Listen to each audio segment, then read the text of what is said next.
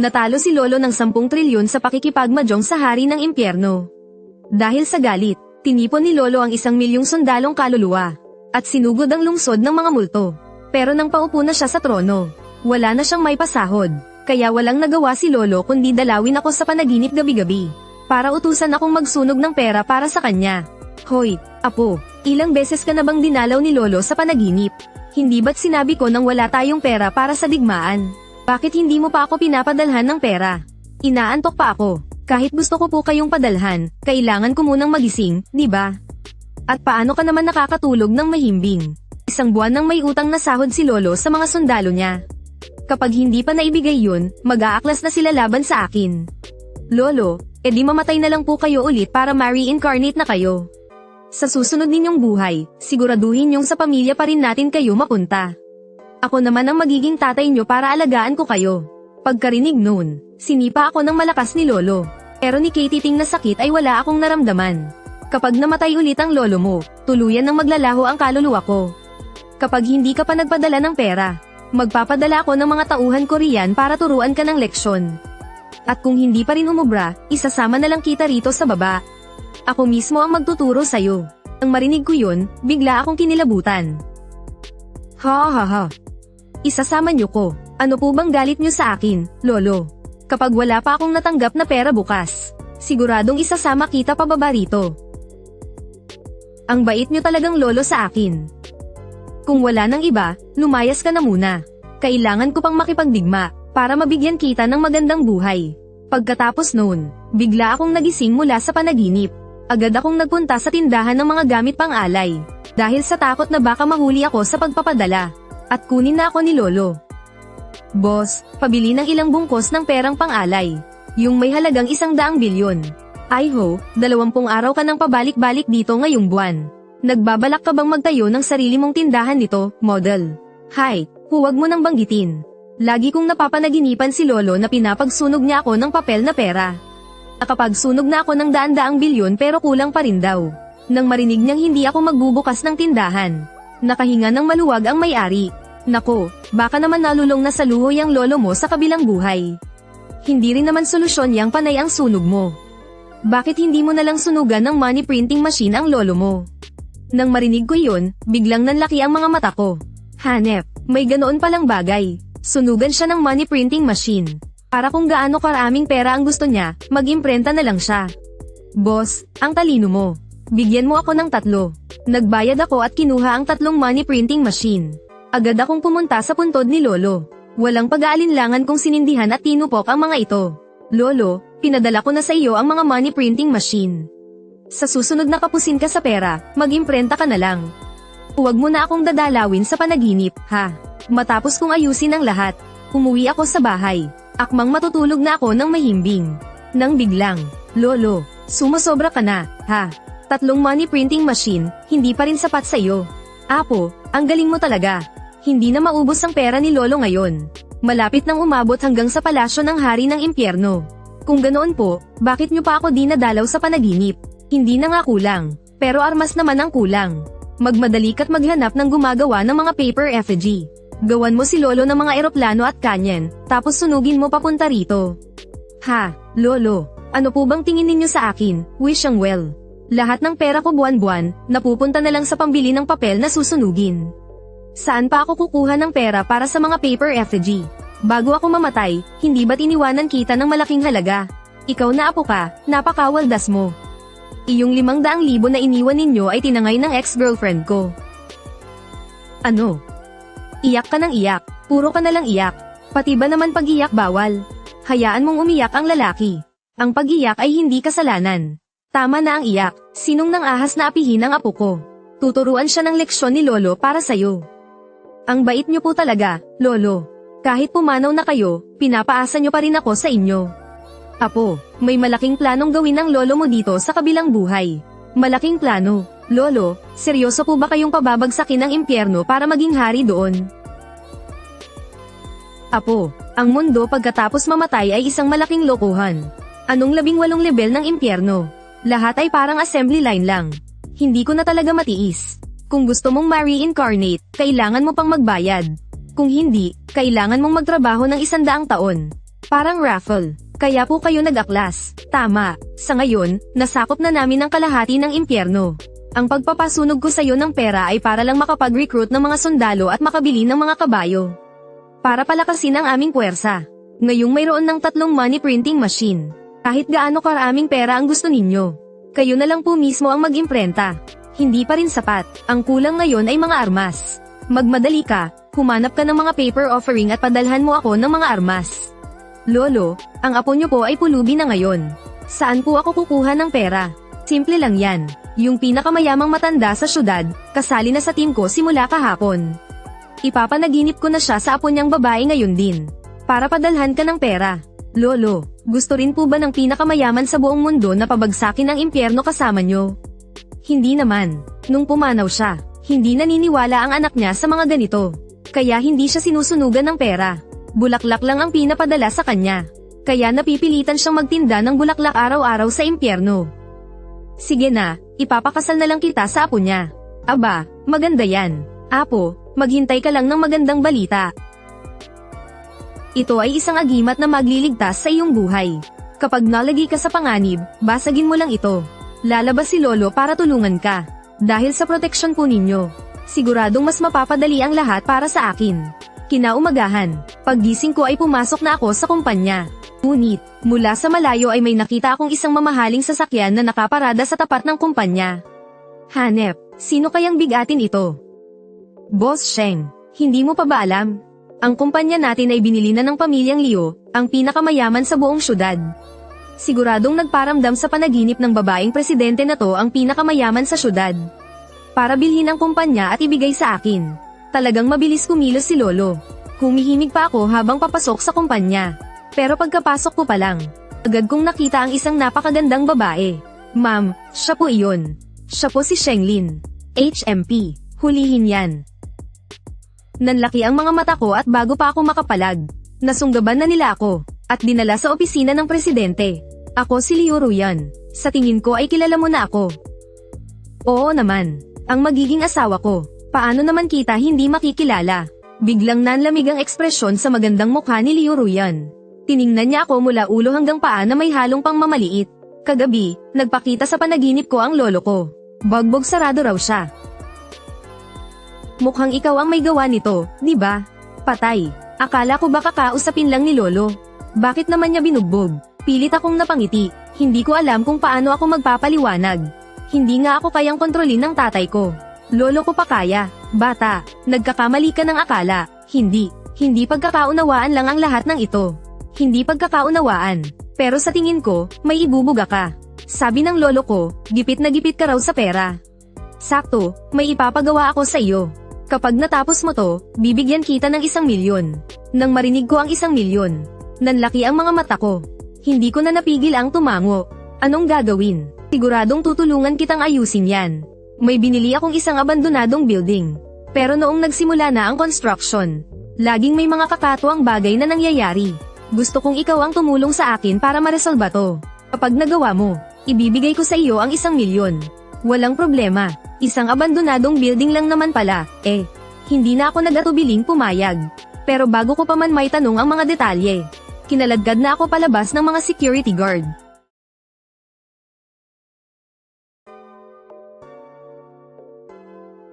Anong klaseng tao yon?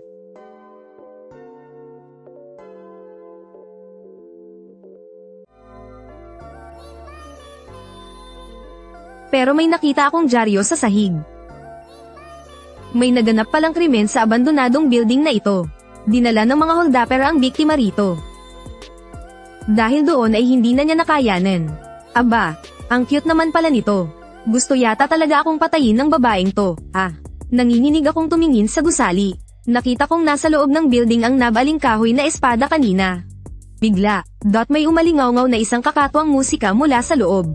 Shit, labag na to sa siyensya. Naisip ko nang umatras. Pero para sa 1 milyon. Nilakasan ko pa rin ang loob ko at pumasok sa gusali.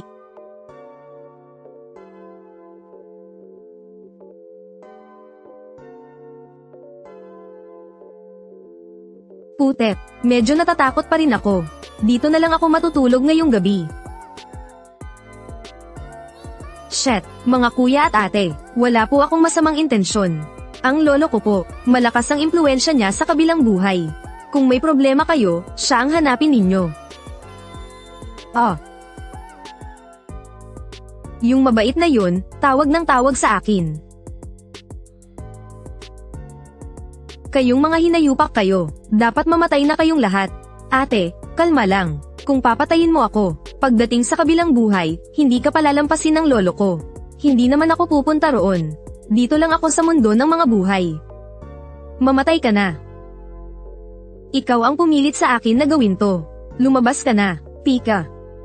Ay, mali ang nasabi. Lumabas ka na, lolo.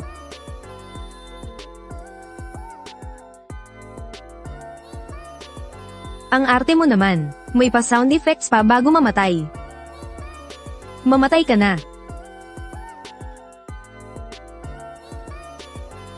Apo, nandito na ang lolo mo.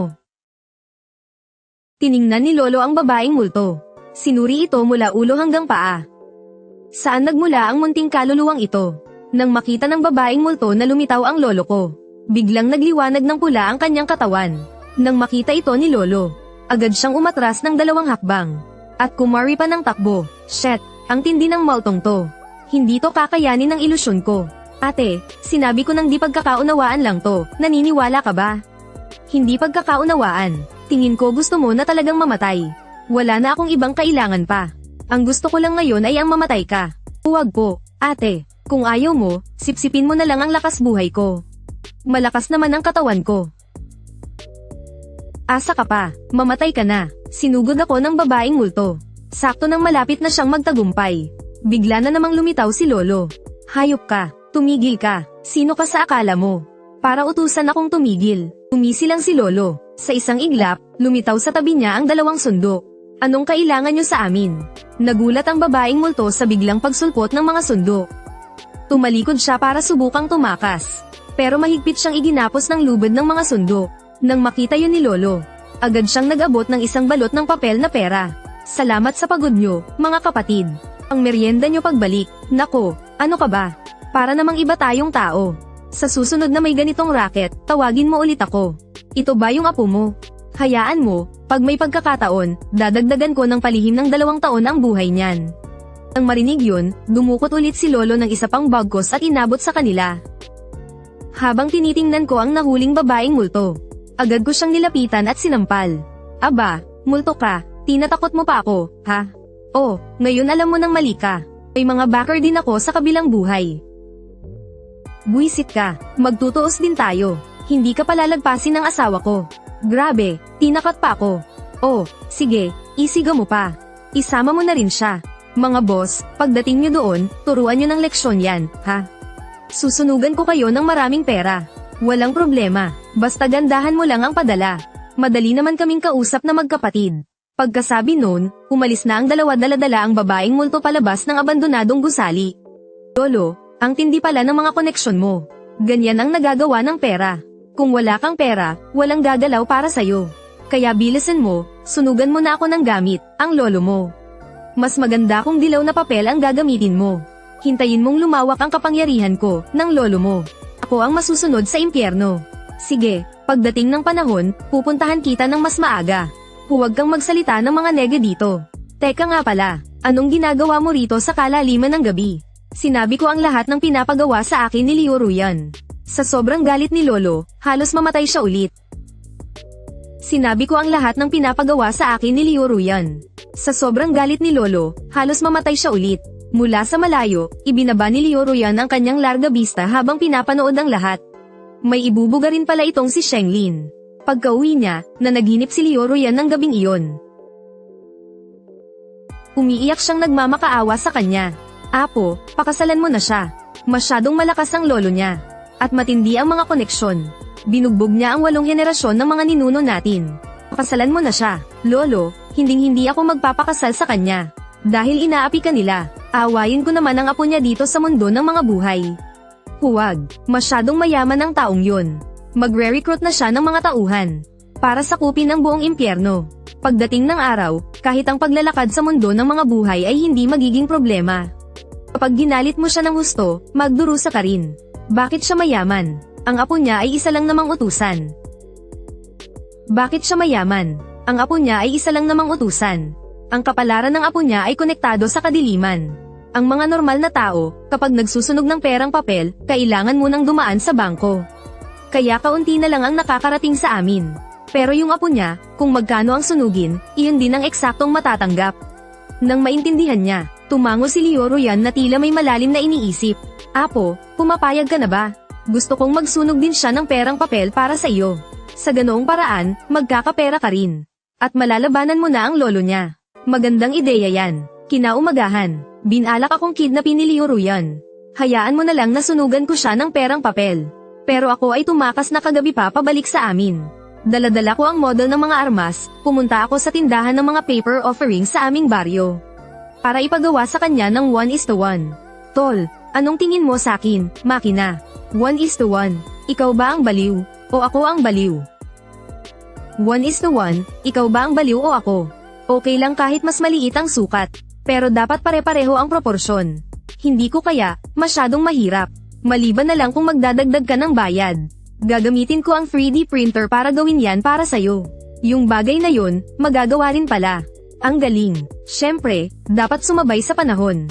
Pero yung bagay na yan, karamihan ng tao ginagamit para mag-print ng asawa. Ayun lang ako nakakita ng nagpiprint ng armas. Magdadagdag ako ng bayad, bilisan mo nang gawin. Kailangan kong unahin ang mga baril at kanyan ngayong gabi. Pwedeng mas matagalan yung mga eroplano at tangke. Rui, umuwi ako sa bahay dala ang mga armas na ginawa ni boss para sa akin. Inihagis ko ang lahat ng paper offering sa apoy. Umakyat ang makapal na usok. At bumuo ng isang malaking alimpuyo. Apo, ang galing mo talaga. Ang daming magagandang gamit. Makakakuha na ako ng malaking teritoryo nito. Lolo, sapat na po ba yan? Kung hindi pa po sapat, bibili pa po ako. Sapat na. Pinalaya ko na ang mga dati kong kasamahan mula sa assembly line sa ika-18 impyerno. Dahil sa mga kagamitang ito, yung mga matatandang hakluban na puro itak at pamalo lang ang alam. Dapat na nilang matikman ang mga armas ng bagong panahon. Dahil sa mga kagamitang ito, yung mga matatandang yun na puro itak at pamalo lang ang alam. Dapat na nilang matikman ang mga armas ng bagong panahon. Lolo, bukas matatapos na po yung mga fighter jet at tangke. Ipapadala ko po sa inyo. Siguradong magiging mag-ara yan. Huwag na yung mga fighter jet. Magpadala ka na lang ng ilang nuclear bomb. Mas praktikal ang mga yan. Sige po. Pero kinabukasan, paggising ko, puno na pala ng mga bodyguard ang bakuran namin. Ang bilis mo namang tumakas, ha? Pero huwag mong isipin na makakatakas ka sa akin. Misis ko, ilang araw lang tayong di nagkita, miss mo na ako agad. Sinong misis mo? Aayusin na kita ngayon din. Misis, huwag naman. Pwede naman nating pag-usapan to ng maayos. Atali ninyo siya. Bago pa man ako makapalag, itinali na nila ako. Pagsapit ng tanghali, isang kariton na puno ng papel na pera ang dinala at ibinuhos sa gitna ng bakuran. Pagsapit ng tanghali, isang kariton na puno ng papel na pera ang dinala at ibinuhos sa gitna ng bakuran. Para saan to? HMP. Hindi ba't magaling kang magsunog ng pera? Ngayon, magsusunog ka ng pera para sa lolo ko. Pagsusunugin mo ako ng pera para sa tatay ng biyenan ko. Agad na nag-init ang ulo ni Leo Ruyan. Sa sobrang galit ay napapadyak siya. Shenglin, kapag nagsalita ka pa ng kung ano-ano, pupunitin ko yung bibig mo. Nagbibiro lang. Pero mangyayari din naman yan, sa ayaw mo't sa gusto. Paano mo gustong sunugin ko to? Para sa lolo mo, kailangan kamag-anak mismo ang magpapadala. Kung hindi, hindi makakarating ang padala. Nang marinig ito, tumango ang taong nakasuot na parang paring tawista sa tabi. At sinabing, binibini. Totoo po ang lahat ng sinasabi niya. Kung ganoon, anong gagawin natin? Ibig sabihin ba niyan ay hindi na natin ito masusunog? Binibini, kailangan ninyong kumuha ng marriage certificate at magpakasal. Kung hindi, wala kayong karapatang magsunog. Binibini, kailangan ninyong kumuha ng marriage certificate at magpakasal. Kung hindi, wala kayong karapatang magsunog. Napakunot noon ng husto si Leo Ruyan. Bamantong hininga siya, at gumawa ng desisyon. Pagkalipas ng 2 oras, kaming dalawa ay nakatayo sa labas ng civil registry, hawak ang aming marriage certificate. Huwag ka munang masyadong magsaya. Sa ngayon, para ka lang isda sa sangkalan. Laging tama ang sinasabi ng misis ko. Babalik na ako ngayon para magsunog ng pera para sa tatay ni biyenan. Nang sabihin ko yun, labis na natuwa si Leo Ruyan. Ang bilis mo namang pumayag. Hindi mo naman ako lolokohin, di ba? Syempre hindi. At saka, hindi ba't nandito pa sa bahay yung paring Dawes na inimbitahan mo? Pagsapit ng gabi, sinusunog ang bundok-bundok na perang papel sa bakuran. Master Dawes, makakarating po ba talaga itong pera sa lolo ko? Oo naman, walang problema. Siguradong makakarating. Pero napakarami ng alay ngayong gabi. Kaya baka may mga maliliit na multo na susubukang magnakaw. Pero dahil nandito ako, ang Master Dawes, siguradong walang magiging problema. Pagkasabi niya noon, biglang lumitaw ang isang pulang buwan sa kalangitan. Pagkatapos, isang karo ang bumaba mula sa langit. Anak ng likas na pulang buwan. May mga halimaw na nagbubuhat ng kabaong. Ito ang karangyan na para lamang sa isang hari ng mga multo. Bakit naman natin naakit ang ganitong nilalang? Hindi naman niya magagamit ang perang papel, Nang marinig iyon, natakot si Leo Ruyan at napalumpasay sa sahig. Anong gagawin natin? Huwag kang matakot, ipapakita ko na ang aking tunay na lakas. Sa sumunod na segundo, kumari pa na ng takbo ang paring Dawes. Saan mo naman nahanap ang paring Dawes na yan? Baka naman estudyante ng PE yan na naghahanap lang ng trabaho. Ayan, tingnan mo ang nangyari. Papahamak pa ako ng dahil sayo. Hindi makapagsalita sa takot si Leo Ruyan. Sa sumunod na segundo, lumapag ang karo. Pinakalma ko ang aking sarili at lumapit. Sino po kayang dakilang nilalang ang dumating? Kung kulang po kayo sa pera, sabihin niyo lang po sa abang lingkod. Susunugan ko po kayo. Mukhang marunong kang makisama, bata. Pero hindi pera ang kailangan ko. Kung ganun, ano po ang kailangan ninyo? Ano po ang pwede kong sunugin para sa inyo? Gusto ko ng asawa. Madali lang yan. Isang babaeng CEO. Kung hindi pwede, magtiis ka na lang. Anong pinagsasabi mo? Asawa mo kaya ako? Ibibigay mo ako sa iba. Ngayon inaamin mo ng asawa kita. Kasal na kaya tayo. Hindi mo naman ako iiwan. Di ba, mahal? Habang tinitingnan ng kanyang maputlang mukha, hindi ko na siya inasar. Lumingon ako para harapin ang hari ng mga multo. Kamahalan, hari ng mga multo. Ayaw po ng asawa ko. Ako na lang po ang magsusunog para sa inyo. Magsusunog ako ng mas marami. Ang gusto ko ay ang bagong kasal mong asawa. Anong kalokohan ito? Ako pala ang sadya mo. Kakakasal ko lang, kukunin mo na siya. May sira ka ba sa ulo? Pinatay mo ang asawa ko kagabi. Nandito ako ngayon para ipaghiganti siya. Nang marinig iyon, nanginig ang katawan ko. Hindi ko inaasahan na ang hari ng mga multo na ito pala ang asawa ng babaeng multo kahapon. Kung gayon, gusto niya ring sipsipin ang aking enerhiyang yang. Kuya, gusto kanyang pagtaksilan. Hindi siya mabuting tao. Mga multo kami. Normal lang sa amin ang sumipsip ng enerhiyang yang. Teka, sandali. Ang asawa mo ay dinakip at dinala sa mundo ng mga patay. Pero hindi pa siya patay. Ang madakip doon ay mas masahol pa sa kamatayan. Pero kung dinakip lang siya, may iligtas pa. At saka, malakas ang koneksyon ng lolo ko sa mundo ng mga patay. Sino ba talaga yung lolo mo? Tingnan mo, lahat ng perang papel na ito ay sinusunog para sa lolo ko. Mayaman siya, kahit saan ay naroon. Siguradong may paraan ang mga kaibigan niya. Tingnan mo, lahat ng perang papel na ito ay sinusunog para sa lolo ko. Mayaman siya, nagkalat kung saan-saan. Siguradong may paraan ang mga kaibigan ko. Habang nakatingin sa mga nagkalat na perang papel, ang haring multo ay nag-isip, tumango at tumingin sa akin. May punto ka, kung talagang matutulungan mo ako rito. Ituring mo na tayong magkapatid. Inihagis ko ang perang papel sa hukay. Habang walang tigil kong tinatawag ang mga bantay ng kabilang buhay. At gaya ng inaasahan, sa susunod na segundo, lumabas silang dalawa mula roon. Ngunit nang makita nila ang haring multo, biglang nagbago ang kanilang mga mukha. Mga boss, ang hinuli ninyo kahapon ay ang asawa niya. Maaari bang pagbigyan ninyo na kami? Palabasin ninyo na siya. Medyo mahirap iyan. Naipadala na kasi siya sa aming pinuno. Walang problema, walang problema. Papakuha ako ng pera sa asawa ko. Inutusan ko si Leo Ruyan na pumasok sa bahay para kumuha ng pera. Mabilis siyang lumabas na may dalang 2 kahon ng perang papel. Ang perang ito ay gamitin ninyo para ayusin ang gusot. Kung magkano man ang matira, sa inyong dalawa na iyan bilang bayad pagod. Isang beses lang ito, hindi na mauulit. Umalis ang dalawa dala ang pera. At hindi nga nagtagal, dinala pabalik ang babaeng multo. Itong batang to, may mga koneksyon talaga. Mula ngayon, dito, ako na ang bahala sa iyo. Walang problema, kuya. Ang lolo ko ay mag-aaklas. Matutulungan mo ba akong mag-ipon ng ilang mga multo? Walang problema, hintayin mo ang magandang balita mula sa akin. Matapos maayos ang lahat, biglang napaupo sa sahig si Leo Ruyan. Pero bago pa man siya makapagpahinga, biglang bumalik ang Haring Multo. Mayroon akong 1,000,000 kaluluwa. Sapat na ba yan, kapatid? Ang bilis ninyo naman. Saan ninyo nakuha ang mga iyan? Dati akong isang general. Pinagtaksilan ako at pinatay, kasama ang 1,000,000 sundalo ko. Kung gusto ng lolo mo, kunin mo na silang lahat. Nagpasalamat ako sa Haring Multo. Agad kong binasag ang espiritual na globo. At pinalabas si Lolo. Apo, nandito na si Lolo. Anong gulo na naman ang pinasok mo ngayon? Biglang lumitaw si Lolo, na may kasama pang grupo ng mga bodyguard. Ngunit sa sumunod na sandali, nakita niya ang Haring Multo at ang 1,000,000 kaluluwa. Apo, bahala ka na muna sa sarili mo. May aasikasuhin lang si Lolo sa kabilang buhay. Lolo, huwag ka munang tumakas. Siya ang kinikilala kong kuya. Aba, may ibubuga ka rin pala, bata ka. Ipinaliwanag ko sa kanya ang buong pangyayari.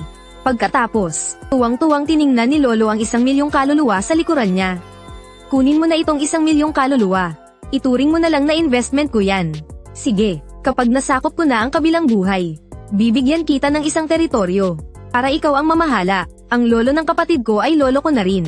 Tanggapin niyo po ang aking paggalang. Pagkatapos, umalis ang Haring Multo kasama ang mga kaluluwa sa bakuran.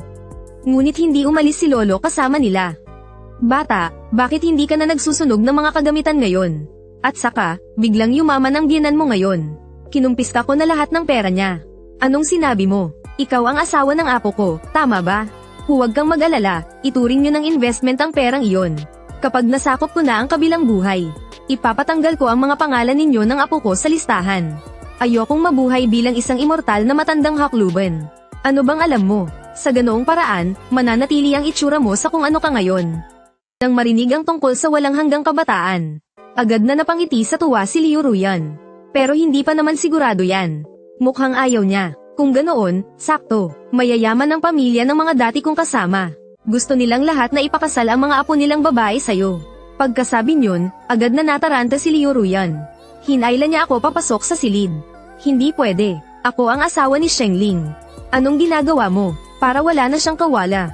Sa ganoong paraan, hindi na siya makaka-atres. Pagkatapos ng 1 taon, natupad ang hiling ng lolo ko na pamunuan ng impyerno. Tinanggal niya ang aming mga pangalan mula sa aklat ng buhay at kamatayan. Sa mga sumunod na araw, hindi na kami tumanda ng asawa ko. Malaya naming na-enjoy ang lahat ng karangyaan dito sa mundo ng mga tao. Mula nang maging parang hari ang lolo ko sa impyerno, ang buhay ko dito sa mundo ng mga buhay ay mas naging komportable pa kaysa sa isang Diyos. Araw-araw, kung hindi ako nagbibilang ng pera, kasama ko si Ruyan na nagsha-shopping. Ngunit isang araw, habang nagpaplano akong dalhin si Ruyan sa isang private island para magbakasyon, ang mensahe ng lolo ko sa panaginip ay biglang dumating na parang isang masamang pangitain. Pumasok ito sa aking isipan. Apo, huwag ka nang matulog. Bumangon ka na, tulungan mo ako. Ako, ang lolo mo, malapit nang mapahamak dahil sa mga money printing machine na iyon. Sa panaginip, sa sobrang taranta ni lolo, napatalon siya ng napakataas. Nabiyak niya ang ilang piraso ng sahig na gawa sa jade sa impyerno. Ang itim na usok na lumalabas sa kanyang ulo ay halos bumubuo na ng salitang pag-aalala. Ha, lolo, di ba't pinadalhan kita ng 3 money printing machine? Dahil sa pera mo, hindi ba't dapat ay naghahari-harian ka na dyan? Iyon na nga ang problema, sobrang dami ng pera. Ngayon sa impyerno, ang isang tinapay na nagkakahalaga lang ng 50 sentimos ay 500 bilyon na ngayon. Kailangan pa ng mga kaluluwa na gumamit ng truck para lang makuha ang sahod nilang pera ng patay. Malapit nang mag-alsa ang lahat. Nagpadala ang mga nakatataas ng auditor para imbestigahan ako. Sinasabi nilang sinira ko raw ang sistema ng pananalapi sa kabilang buhay. Huhulihin daw nila ako para pahirapan sa Tiger Bench. Pagkasabi niya noon, aliwin ko na sana si lolo. Nang biglang lumagutok ang sahig ng sala, at bumukas ang isang malaking itim na butas. Pagkasabi niya noon, aaliwin ko na sana si lolo. Nang biglang lumagutok ang sahig ng sala, at bumukas ang isang malaking itim na butas. Kasunod nito, isang nakasuot ng itim na suit, na may maputlang mukha, isang matangkad at payat na kaluluwa na may suot na bilog na salamin. Ang dahan-daang lumabas. Ikaw ang kamag-anak ni Shengfeng, tama? Dahil sa iligal ninyong pag-iisyo ng napakaraming pera. Nagdulot ito ng matinding pagtaas ng presyo sa impyerno. Ngayon, kinakatawan ko ang punong tanggapan ng impyerno, para kumpiskahin ang lahat ng inyong mansyon at bank account sa mundo ng mga buhay. Lahat ay sasamsamin ng gobyerno. Anong karapatan ninyo? Pinaghirapan ng lolo ko ang lahat ng ito. Isa ka lang hamak na utusan. Anong karapatan mong basta-basta na lang manggampis ka? Sa sobrang galit ni Ruyan, umusbong ang dalawang ugat sa kanyang noo. Mabilis niyang dinampot ang isang florera at akmang ibabato ito. Sa sandaling iyon, sumigaw ng malamig ang auditor. Mula sa kanyang portfolio, naglabas siya ng isang gintong abacus. At pinatunog niya ito ng malakas. Ang tunog ay yumanig kay Ruyan. Napaatras siya ng 3 hakbang. Ang karapatan ko ay dahil ako ang espesyal na sugo mula sa punong tanggapan ng impyerno. Hindi lang bahay ang kukumpiskahin ko. Pati ikaw na kasabwat ay dadakpin at iimbestigahan. Ginoo, huminahon po kayo. Hyperinflation lang naman, di ba? Hindi naman ganoon kalaking problema. Magbabayad na po ako ngayon din ng karagdagang buwis sa impyerno. Tinitiyak kong masisiyahan kayo. Mabilis akong pumasok sa study room. Hinalungkat ko ang luma kong libro sa modern economics na natira mula sa pag-aaral ko para sa grad school. At gumawa na rin ako ng ilang modelong gintong brick na gawa sa papel. At sa sandaling iyon, inihagis kong lahat ang mga kayamanang ito sa sunugan ng papel. Lolo, saluhin niyo po. Ito ang ating kaalaman sa pananalapi at mga sandata. Espesyal na panlaban sa mga walang alam na probinsyano. Lolo, saluhin niyo po. Ito ang ating kaalaman sa pananalapi at mga sandata. Espesyal na panlaban sa mga walang alam na probinsyano. Pinanood ng auditor si Sheng Ling na nagsusunog ng libro. Nandidiri siyang umuso. Pero sa sumunod na segundo, ang communication device sa kanyang bulsa ay biglang nagsimulang mag-vibrate na parang nakuryente. Nagsimula itong manginig. Pagkasagot niya, halos lumuwa ang kanyang mga mata sa gulat. Nanigas siya sa kanyang kinatatayuan. Para siyang isang posteng kahoy. Noong akmang ilalabas na ng auditor ang posas para arestuhin ang tao. Ang umuungal na boses ng Director General ng impyerno ay direktang sumabog mula sa communication suit. Sa lakas ng yumanig, 3 beses umuga ang chandelier sa kisame. Direktor, ano? Ang libro sa economics na ipinadala ni Master Sheng ay isang godly book. Sa sandaling ito, hindi na magkaintindihan ang sinasabi ng direktor sa kabilang linya sa sobrang pananabik. Sinabi niya na ginamit ni Sheng Feng ang macroeconomic control para hindi lang patatagin ang mga presyo, kundi nag-issue pa siya ng mga government bonds sa underworld. Ngayon, lahat ng mga multo sa underworld ay nag-uunahan ng magdeposito ng pera. Si Lolo ay naging honorary president na ng Underworld Bank. Naku po, young Master Sheng. Patawarin niyo po ako sa aking kamangmangan. Nagbibiro lang po ako kanina. Ituring niyo na lang po akong parang utot at pakawalan na. Habang nagsasalita, walang tigil na sinasampal ng auditor ang sarili niyang mukha. Na lumilikha ng malutong na tunog ng sampal. Sa huli, direkta siyang naging isang ulap ng berdeng usok at bumalik sa siwang sa lupa. Sakto namang, biglang bumukas ang malaking gate ng villa sa isang malakas na kalabog. Isang sports car na nababalutan ng gintong pintura. Ang walang habas na pumarada sa bakuran. Leo Ruyan, itong kontrata sa paglipat ng lupa, pipirmahan mo sa ayaw at sa gusto mo. Pumirma ka man o hindi, kailangan mong pumirma. May isang dalubhasa sa likod ko na gumagabay sa akin. Kahit sino pang dumating ngayon, walang magagawa. Itong si Wang Batian ay may nakausling tiyan na parang sinubraan ng hangin. Ang malaking gintong kadena sa leeg niya ay mas makapal pa sa hinlalaki. Pagpasok pa lang, agad niyang itinapak ng malakas ang kanyang paa. At bumasag ng ilang mga tile sa damuhan. Wang Batian, huwag kang masyadong manlamang. Ang lupang ito ang pundasyon ng aming pamilyang Liu. Hayagan na itong pagnanakaw. Oh, ano ngayon kung ninanakawan kita? Sa tingin mo, kaya bang bumangon ng patay mong lolo mula sa urn? Para bugbugin ako, mga bodyguard, sugurin niyo na sila. Pinatunog ng ilang bodyguard na nakaitim ang kanilang mga leeg at pinalibutan sila. Tumutunog ang kanilang mga kamao sa higpit ng pagkuyom. Sa sandaling ito, malamig na ngumisi si Sheng Ling. Kinuha niya mula sa kanyang bulsa ang isang espesyal na walkie-talkie na gawa sa papel. At sinindihan ito kaagad. Kinuha niya mula sa kanyang bulsa ang isang espesyal na walkie-talkie na gawa sa papel. At sinindihan ito kaagad. Matandang Wang, pinapaikli mo ang buhay mo. Kuya Baka, Kuya Kabayo, may isang tao dito sa mundo ng mga buhay na ayaw magbayad ng utang. At gusto pa nilang hiyain ang lolo natin. Kayo na ang bahala dyan. Noong ang kamao ng bodyguard ay 1 sentimetro na lang ang layo sa ilong ng banal na nilalang. Biglang dumilim ang kalangitan. Isang pulang kidlat ang tumama sa gitna ng bakuran. Nayumanig sa buong kalupaan. Anong nangyayari? Bakit biglang kumukulog kahit nakatanghalian? Sa sandaling iyon, dahan-daang lumabas mula sa usok ang 2 higanteng may taas na 3 metro. Ang isa ay may ulo ng baka. At ang isa naman ay may mukha ng kabayo. Nakasuot pa sila ng mga bulletproof vest. at may hawak na gatlang gun na nagliliwanag ng asul. Tinitigan ni Wang Batian ang dalawang halimaw. At nang inag ang kanyang mga balintataw sa sobrang takot, bumagsak siya sa lupa na parang putik. Biglang tumigil ang hangin sa buong bakuran. Mula sa tuktok ng ulo ni Wang Batian, lumipad ang isang maliit at medyo transparent na kaluluwa. Agad naman itong sinampal ng mukhang kabayo, pabalik sa loob ng kanyang bungo. Kaya ikaw pala yung bata, ang gustong magpahirap sa asawa ng apo ni Maestrong Banal. Sabi ng ulong baka habang kinakasa ang gatlang gun. Itinutok niya ang dulo ng baril sa noo ni Wang Batian. Ang malamig na pagdampi ng metal, ang nagpaihi kay Wang Batian sa kanyang salawal. Basa ang sahig sa ilalim niya. Boss, patawarin niyo po ako. Lolo, maawa po kayo. Aalis na po ako. Hindi ko na po kukunin ang lupang ito. Babayaran ko pa si Boss Leo ng 1 bilyon. Boss, patawarin niyo po ako. Lolo, maawa po kayo. Aalis na po ako. Hindi ko na po kukunin ang lupang ito. Babayaran ko pa si Boss Leo ng 1 bilyon. Ang 1 bilyon ay basura lang sa mundo ng mga buhay. Bumalik ka at maghanda ka ng maraming perang papel pang-alay at mga birheng lalaki at babae.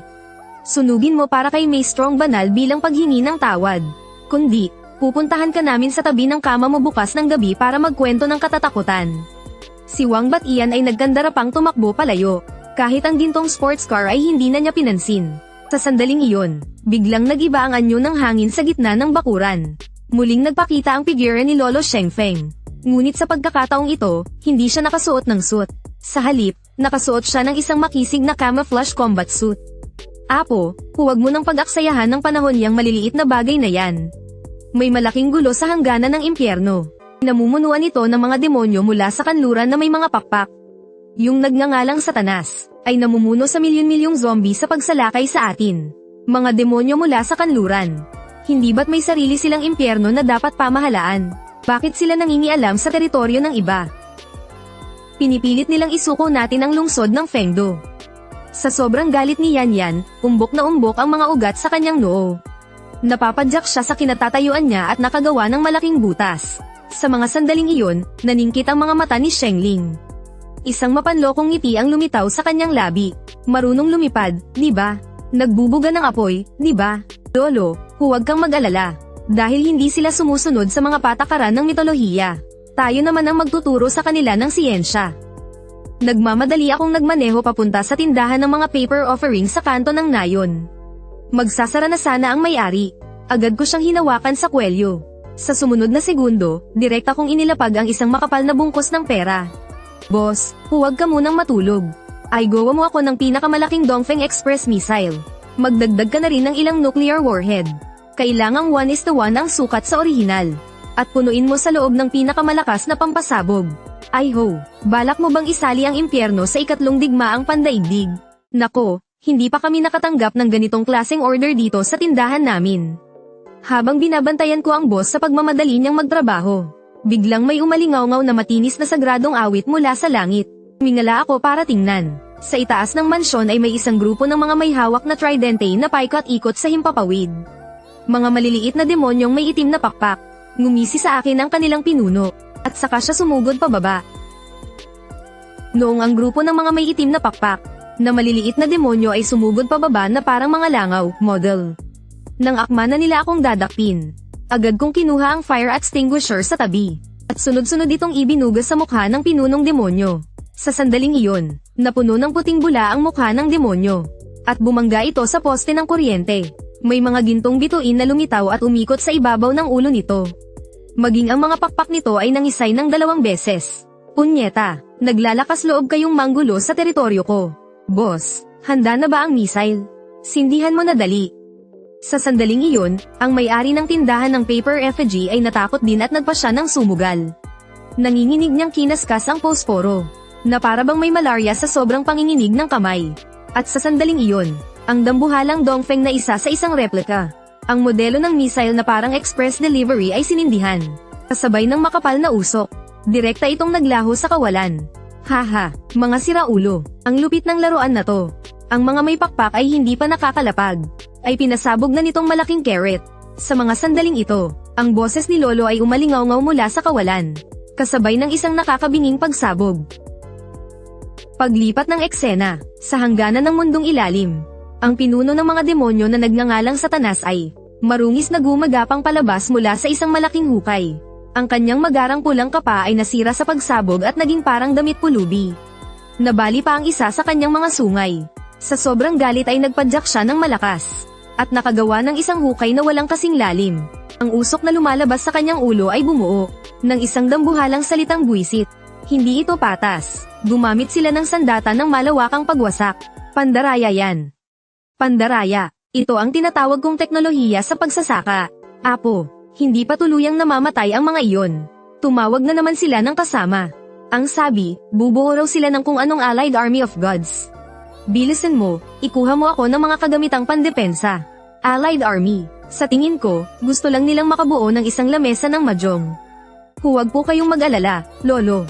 Kukuha na po ako ng high altitude interception system para sa inyo. Katatapos ko lang pakalmayan si Lolo, nang bigla akong may narinig na malamig na tawa sa aking likuran.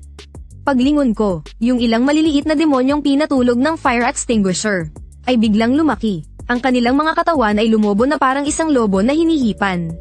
Napunit ang kanilang mga damit, at lumitaw ang kanilang mga lilang bughaw na kalamnan. Shenglin, mag-ingat ka. Mukhang nag-mutate sila. Nag-mutate. Sa tingin ko, nasobrahan lang sa hangin yan. Ruyan, umatras ka. Panoorin mo ang asawa mo, bibigyan ko sila ng isang cross-dimensional na kuryente.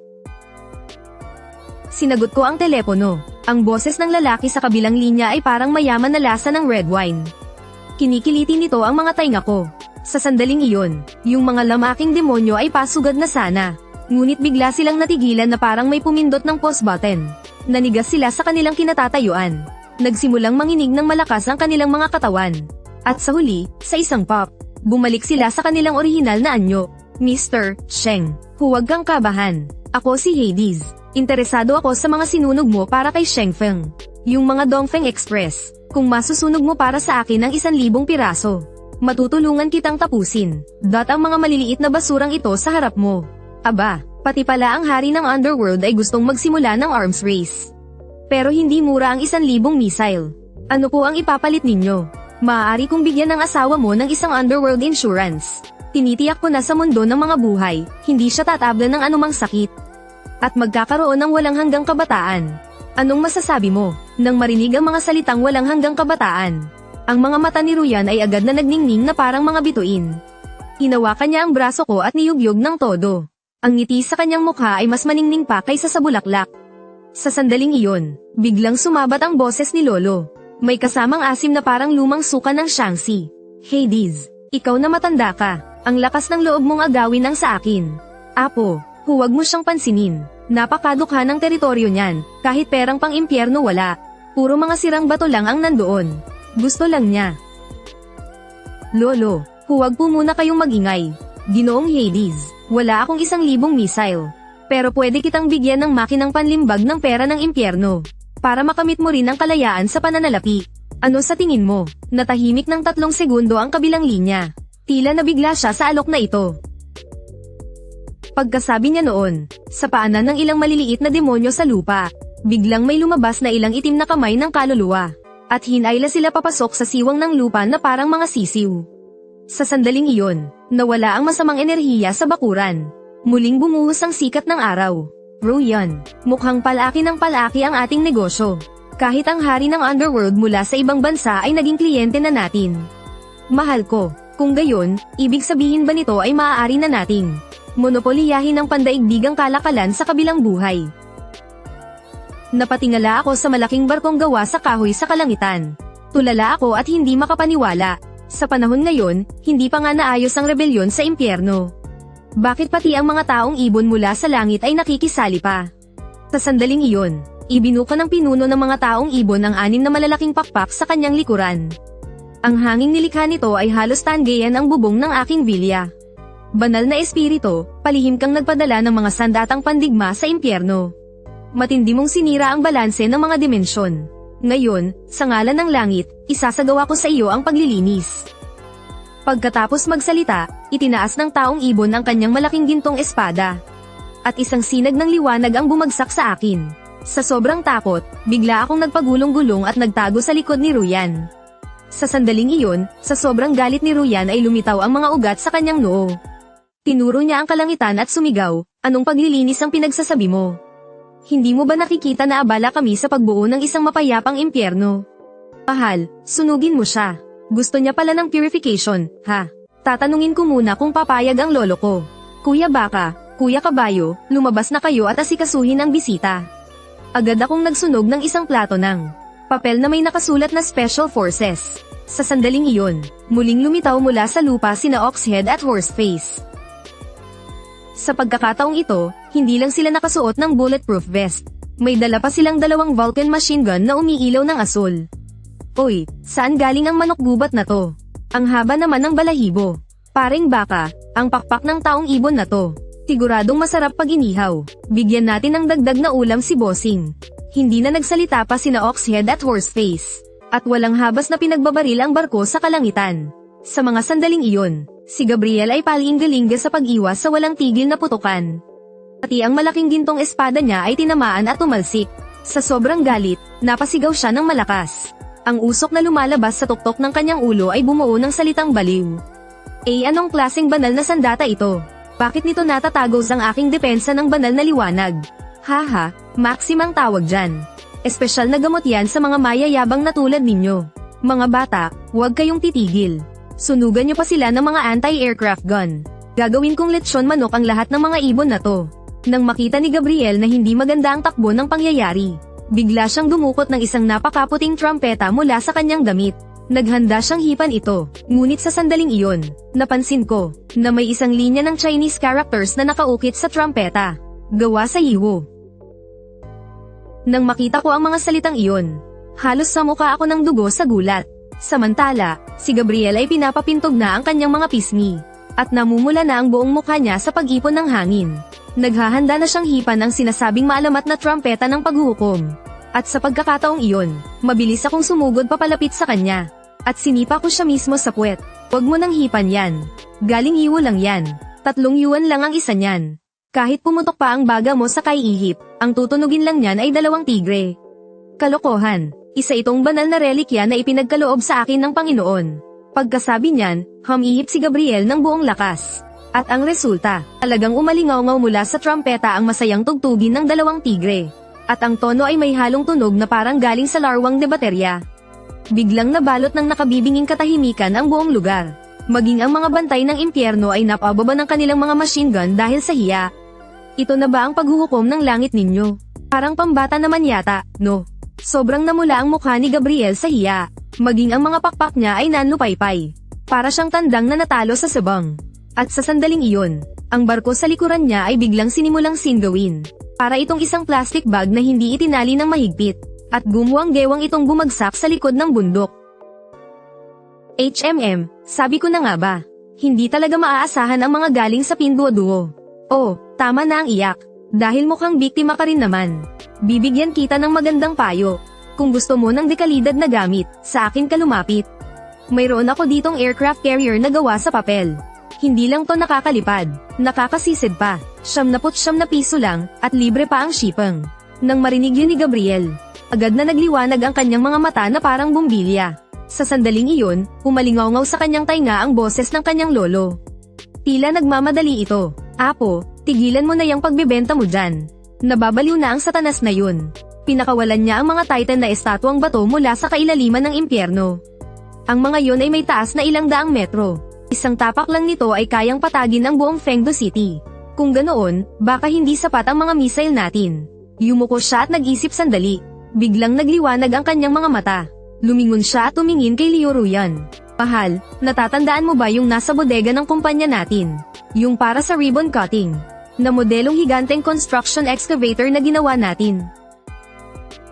Patapusin mo muna ako. Natigilan sandali si Ruyan. At agad siyang napahampas sa kanyang hita. At sa sandaling iyon, isang malakas na pagyanig ang naramdaman mula sa malayong abot tanaw. Isang nilalang na kulay asul itim ang buong katawan. Na may 9 na ulo, isang dambuhala. Ang estatwang bato ay dahan-daang gumagapang sa abot tanaw.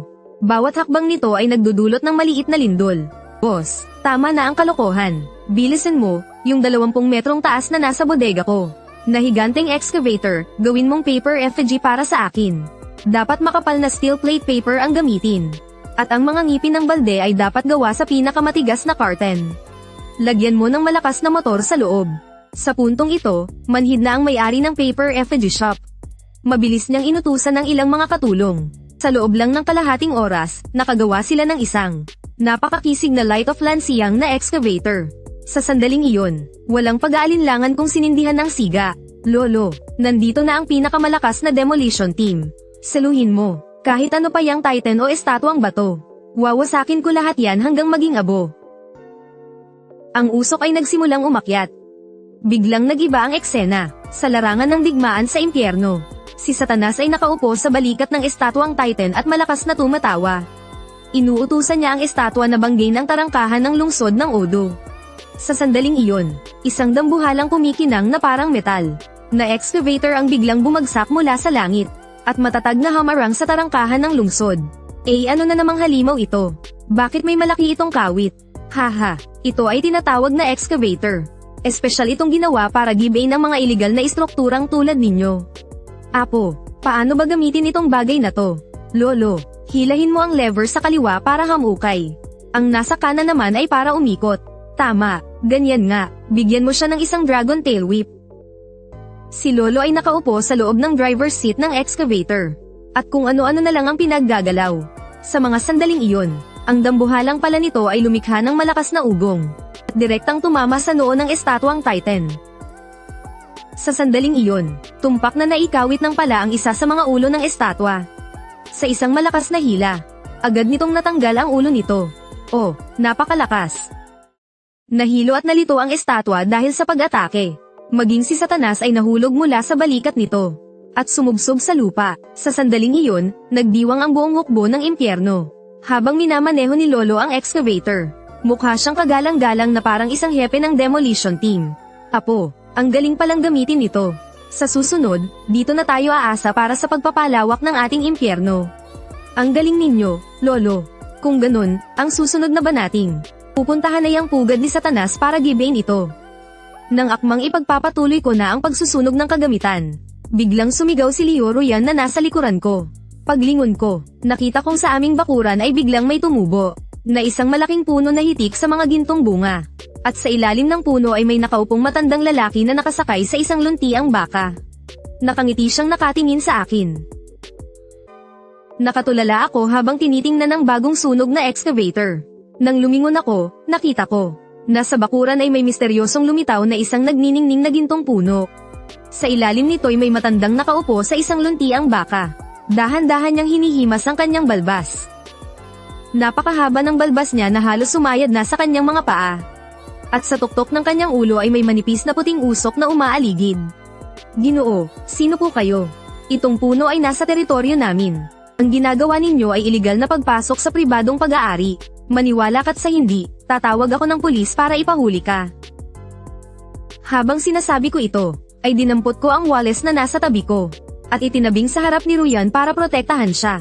Biglang tumawa ng mahina ang matanda. Itinukod niya ng bahagya ang kanyang tuyong tungkod na kahoy sa damuhan sa lupa, at sa isang iglap, namukadkad ang mga bulaklak na may iba't ibang kulay.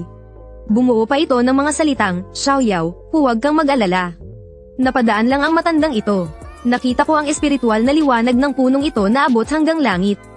Kaya't naparito ako para humingi ng isang tasa ng tsaa. Itong puno mo ay hindi pangkaraniwan. Iyan ay isang signal tower na patungo sa kaharian ng langit, at iyan din ang aking bagsakan. Signal tower. Kung ganun, kayo ba ang customer service na pinadala mula sa langit? O baka naman taga-ayos kayo ng internet? Pagkarinig nito, halos hindi na makahinga ang matanda. Tumayo ang balbas niya hanggang sa dulo ng kanyang ilong. At pumadyak sa kinatatayuan niya, na lumikha ng isang maliit na hukay. Sa sandaling iyon, muling umalingaw-ngaw ang boses ni Lolo mula sa kawalan. Sa pagkakataong ito, ang kanyang boses ay puno ng paggalang. Tila nanginginig pa nga, "Apo, lumuhad ka dali. Iyan ang Ninuno Euro, ang Dongfeng Express ng impyerno. Masyadong malaki ang ginawa mong gulo. Kaya nag-ambala mo ang mga makapangyarihan sa itaas. Ang ninunong iyan ay naparito para pag-usapan ang kooperasyon ng ating mga mundo. Pati ba naman ang kalangitan, gustong makipagnegosyo sa akin. Pati ang mga kagalang-galang na Diyos, kapos pala sa Gatling gun." Agad kong itinapon ang wales. At yumuko ako ng 70 grado. Ang bilis ng kilos ko na parang spring. Sa mga oras na ito, natauhan na rin si Ruyan. Dali-dali siyang pumasok sa bahay. At naglabas ng isang tasang mainit na dahong pau. Ninuno, uminom po kayo ng tsaa. Nagbibiro lang po sa inyo ang asawa ko kanina. Minsan po talaga'y sumpungin siya. Pagpasensyahan niyo na po siya. Kaibigang Wufa, sa panahon ngayon, kinakapos na rin ang mga kagamitan sa kaharian ng langit. Yung mga bagong bagay na sinusunog mo para sa impyerno. Gusto rin namin ng kopya. Lalo na yung bagay na tinatawag na food delivery. Masyado nang matagal na nakakulong ang mga Diyos. Halos hindi na sila makilala sa sobrang gutom. Gusto ninyo, walang problema. Pero, ninuno, ano po ang ipambabayad ninyo? Ang mga Diyos sa langit. Hindi naman po siguro kayo magbabayad sa akin ng perang pang-impyerno, di ba? Hindi ko po iyon magagastos. May kinuha ang matanda mula sa kanyang manggas na isang kumikinang na gintong anteng-anteng. At iwinagayway ito sa kanyang kamay. Basta't makakapagbenta ka lang ng isang set ng food delivery system para sa kaharian ng langit. Ibibigay ko sa iyo itong anteng-anteng na kayang magpasalita ng mga patay. At hayaan ang mga buhay na malaman ang kanilang swerte at kamalasan. Akmang kukunin na sana ni Shenglin ang anteng-anteng. Nang biglang gumuho ng malakas ang pader sa likod bahay. Isang malaking lalaki na may makapal na balbas ang tumalon papasok. May dala-dalang 2 dambuhalang palakol. Sumigaw ito sa matanda, "Hoy, matandang Lee. Hindi mo pwedeng solohin ang negosyong ito." Tiningnan ko ang malaking lalaki na may dalang mga palakol na tumalon mula sa pader. Parang namanhid ang buong katawan ko. Uso na ba ngayon sa mga Diyos na bumababa sa lupa ang pagdaan sa backdoor? At sa mga sandaling iyon, ihinampas ng malaking lalaki ang kanyang mga palakol sa lupa. Agad na nabiyak ang lupa sa dalawa. Dahil sa lakas ng pagyanig, si Ruyan. Ang tasa sa kanyang kamay ay tila sumayaw ng balay. "Hoy, Litao, gusto mong solohin to, ha? Sheng, huwag kang makinig sa kanya. Ako ang Engineering Department Manager ng Luban Heavenly Street. Nakita ko na yung excavator na sinunog mo para sa kabilang buhay. Masyadong magaspang ang pagkakagawa, basta makipagtulungan ka sa akin. Tuturuan kitang gumawa ng mga tangkeng papel na kayang lumipad." Si Luban, ang ninuno ng mga karpintero. "Itong palakol ninyo, hindi mukhang pang-renovate lang, ah. Hoy, Tandang Lu, ikaw na tagagawa ng mga iligal na gusali. Bakit ka pa nakikigulo rito?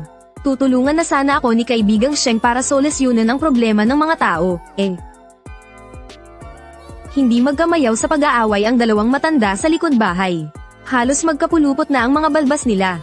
Ang usok na lumalabas sa tuktok ng mga ulo nila ay bumubuo ng malaking salitang away.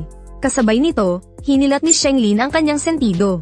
Pakiramdam niya, mas masakit pa ang ulo niya kaysa noong tinamaan ng missile kanina. "Mahal, bakit hindi tayo magdaos ng bidding? Kung sino ang magbigay ng mas mataas na kabayaran, siya ang uunahin nating susunugan. Talaga namang matalino ang asawa ko. Kayong dalawang ninuno, wag na po muna kayong mag-away. Kung gusto niyong magpasunog ng mga gamit, pwede naman. Pero kailangan ko ngayon ng isang smart at automated na pagawaan ng mga papel na pansunog. Mag-isa ko lang kasing ginagawa tong mga taong papel, halos magkakalyo na ang mga kamay ko." May inilabas si Luban mula sa kanyang dibdib, isang antaygang libro na kumikinang sa berdeng ilaw. "Wala yan. Ireregalo ko sa iyo itong Divine Skill 1000 Mechanisms Diagram. Kailangan mo lang ilagay ang papel at mga patpat ng kawayan sa loob. At kusa na itong gagawa ng libu-libong hukbo." Sa sandaling iyon, muling sumabat ang boses ni Lolo. At tunog siyang sabik na sabik. "Apo, pumayag ka na agad. Kasalukuyan kong pinaplano na palawakin ang commercial street sa kabilang buhay. At kailangan ko ng ganitong automatic production line. Sige, deal, Tandang Lu. Ibigay mo sa akin ang blueprint ng pabrika. Tusunugan kita ng isa ngayong gabi. Isang solar-powered na reconnaissance aircraft. Siguradong maghahari-harian ka sa kalangitan." Kahahitan ko lang sa dalawang matanda, nang biglang hinayla ni Ruyan ang manggas ko. Itinuro niya ang punong Jingshu Shenglin. "Tingnan mo, bakit biglang naging itim ang mga bunga sa puno?" Tumingala ako para tingnan. Ang mga bunga na dating kulay ginto, ay naglalabas na pala ng maitim na usok. Sa sandaling iyon, isang nakakakilabot na tawa ang narinig mula sa loob ng puno. Unti-unting lumitaw ang isang lalaking nakasuot ng itim na balabal. Hawak niya ang isang mahabang karit na puro kalawang. Tumisi sa akin ang lalaking iyon. Ang boses niya ay parang mga kukong kumakaskes sa salamin. "Ipinapabati ka ni Satanas ng Shenglin. Naghanda siya ng regalo para sa iyo mula sa kailaliman ng impyerno. Malapit mo na itong makita." Tinitigan ko ang lalaking may dalang karit. Naisip ko, talagang hindi ako tinitigilan ng Satanas na to. Kung hindi manalo sa laban, ay dadaan na lang sa pananakot. Sa mga sandaling iyon, iwinasiwas ng lalaking nakabalabal ang karit sa kanyang kamay. Isang itim na kislap mula sa talam ang humahagibis. Tungo sa leeg ko, leche, Ruyan, iwas. Hinayla ko si Ruyan pabagsak sa lupa. Sa mga sandaling iyon, ang lalaking nakabalabal ay nataman ng puti. Napulbos sa kanyang ulo at mukha. Sumabli din ang kanyang karit. Diretso nitong natanggal ang isang malaking piraso ng balat ng puno. Lintik kang mortal. Nagawa mo pang gumamit ng ganitong kasuklam-suklam na sandata. Ito ang tinatawag na scientific disease prevention. Kuya Ox, Kuya Horse, may nagtatangkang pumatay dito sa mundo ng mga buhay. Lumabas na kayo at magtrabaho. Agad kong sinunog ang dalawang papel. Naanteng-anteng na may logo ng SWAT. Kasabay nito, muling sumulpot mula sa lupa sina Oxhead at Horseface. Sa pagkakataong ito, wala silang dalang machine gun. Sa halip, bawat isa ay may hawak na kumikislap, na soul-ripang stun baton. Saan nanggaling ang demonyong ligaw na ito? Nakasuot ka lang ng itim, akala mo ikaw na ang kamatayan. Hoy, baka, maganda tong karit na to. Tamang-tama, pwedeng iuwi sa kantin ng impyerno para panghiwa ng gulay. Walang sabi-sabi, sumugod sina Oxhead at Horseface. At kinuryente nila ng husto ang lalaking nakabalabal. Sa mga oras na iyon, nilabasan na ng kislap ang buong katawan ng lalaking nakabalabal. May sumisirit na tunog mula sa kanyang bibig. Ang kanyang katawan ay nanginginig na parang kinukumbulsyon.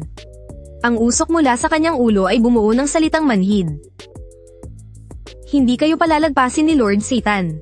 Kumalat na ang Sanchi virus mula sa kailaliman ng impyerno. Pagkatapos magsalita ng lalaking nakakapa, sumabog ang kanyang katawan at naging isang ulap ng itim na usok.